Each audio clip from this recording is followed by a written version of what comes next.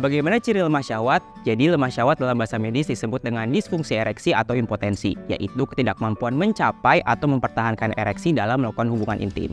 Yang memiliki tanda, yang pertama tidak mengalami ereksi di pagi hari, di mana ereksi di pagi hari atau saat bangun tidur adalah tanda pria memiliki kesehatan seksual yang baik ya. Yang kedua tidak mengalami ereksi saat akan berhubungan intim. Pria dengan kesehatan seksual yang baik akan memiliki kemampuan ereksi selama ada rangsangan seksual. Yang ketiga, terjadi penurunan hasrat seksual sehingga sulit mempertahankan ereksi dan juga orgasme. Yang keempat adalah Mr. P akan terlihat semakin mengecil bahkan saat disentuh atau diberi rangsangan. Apa kaitannya lemah syahwat dengan sulit punya anak ya dok? Jika seseorang pria tidak bisa mencapai atau mempertahankan ereksi dan ejakulasi saat berhubungan intim, maka akan sulit untuk terjadi kehamilan karena sperma harus membuahi sel telur sehingga terbentuk embrio dan ditanamkan dalam rahim untuk menjadi janin. Bisakah penderita lemah syahwat tetap punya anak?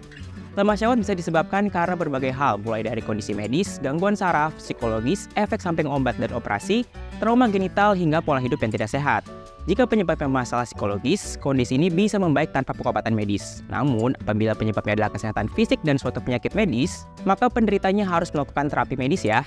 Karena itu, pria yang mengalami lemah syahwat memerlukan perawatan terlebih dahulu agar bisa memiliki keturunan.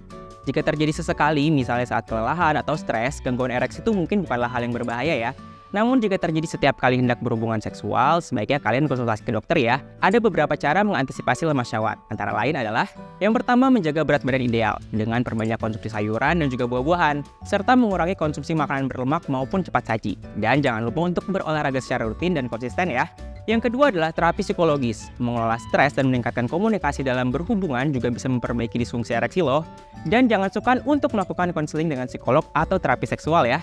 Yang ketiga adalah terapi obat dan hormon. Ada beberapa obat yang dapat meningkatkan aliran darah ke alat vital. Namun untuk poin ini harus dikonsultasikan ke dokter dahulu ya, karena harus dengan pengawasan dan juga resep dari dokter untuk meminimalisir efek samping.